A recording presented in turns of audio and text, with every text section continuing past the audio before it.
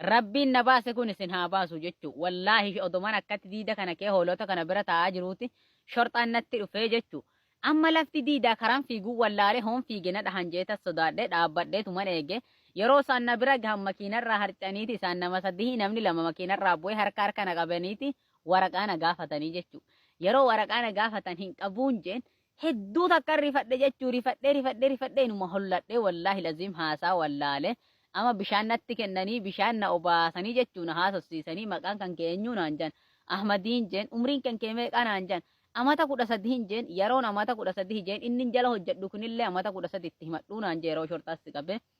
an dubbii jaarsaa dhagahee tanan dhaqee umriin kiyya amata 13 jeen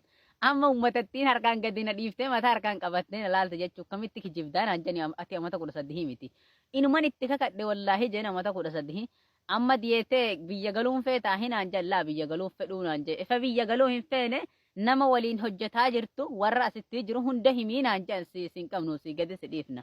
odoo na bira jiraattanii kasaartanii turtan jechuu namni tokkollee na bira hin jiruun jeen bichuman hojjetaa jira na cinqanii jechuun haasofsiisanii na haasofsiisanii